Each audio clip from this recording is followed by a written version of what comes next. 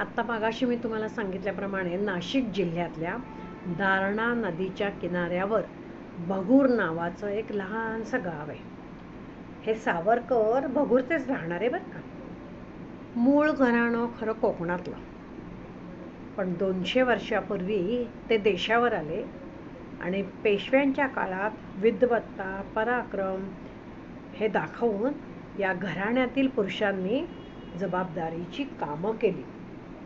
भगूरजवळ नदी पलीकडे असलेले राहुरी गाव सावरकर घराण्याला इनाम मिळालेलं होतं, म्हणजे बक्षिसी म्हणून मिळालेलं होतं बरं का.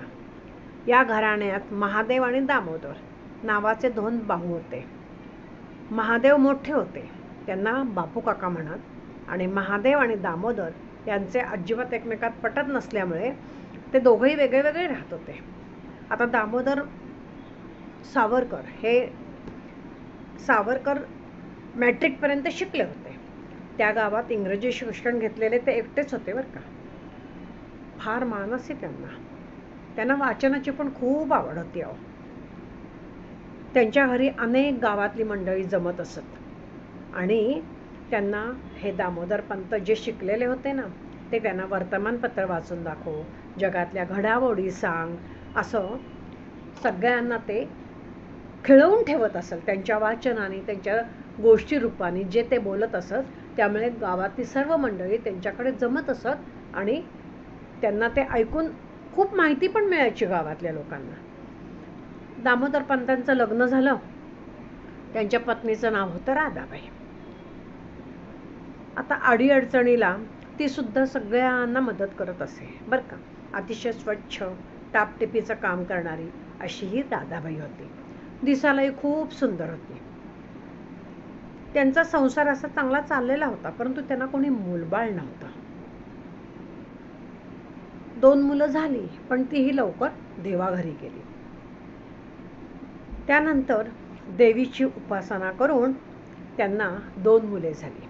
पहिला मुलगा गणेश, उर्फ त्याला बाबा म्हणत असत, आणि दुसरा विनायक, त्याला तात्या म्हणत असत. या विनायक उर्फ तात्या यांचा जन्म 28 मे 1883 या दिवशी झाला बरं का. आणखीन 2 मुलं त्यांना झाली.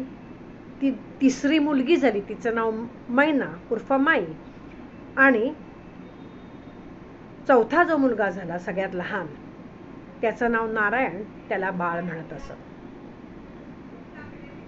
शेवटी काय व्हायचं की मुलं आली आणि आई गेली.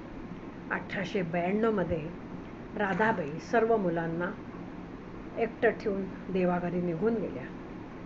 गणेश म्हणजे बाबा हा त्यावेळी 13 वर्षांचा होता. विनायक 9 वर्षाचा होता, म्हणजे तात्या 9 वर्षांचे होते बरं का. मैना 5 वर्षांची, नारायण 2 वर्षांचा. ही सगळी मुलं उघडी पडली. ती साक्षात लक्ष्मी होती हो राधाबाई. घरातलं सगळं सुख घेऊनच गेली जणू ती. शेवटी त्यांनी जुनं घर सोडलं आणि नव्या घरात, शेजारीच बांधलेल्या नव्या घरात ते मुलांना घेऊन दामोदर पंत राहू लागले. मुलांचा अभ्यास घेऊ लागले, त्यांना कविता समजून सांगू लागले. अशा तऱ्हेने विनायकाला काव्याची गोडी त्याच्या वडिलांनीच लावली बरं का. विनायकाला अनेक मित्र होते. तो सगळ्यांचा खूप लाडका होता. बालवयात तो कविता करायचा. इतका लहान होता तरी तो छान छान कविता करत असे. गोपाळ देसाई नावाचा त्याचा एक वर्गबंधू होता बरं का, म्हणजे वर्गमित्र होता. त्याचे अक्षर अतिशय सुंदर होतं. एका चांगल्या वहीत विनायकाच्या कविता हा गोपाळ देसाई मोठ्या काळजीने लिहून ठेवी बरं. परशुराम शिंपी, राजाराम शिंपी हे विनायकाचे भक्तच होते जणू. अतिशय विनायकाच्या ह्या कविता ते आदराने पाठ करत असत. सगळी मंडळी घरात बसून वाचन लेखन नुसतं एवढंच करणारी नव्हती. मुलं आखाड्यात जायची, नदीवर पोहायला जायची, वाळवंटात खेळायला जायची. आपापसात 2 गट पाडून लढाईचे खेळ खेळत असत. क्रांतीवीर वासुदेव बळवंत फडक्यांच्या गोष्टी मन लावून ऐकायचे आणि एकमेकांशी खुलवून खुलून सांगत राहायचे.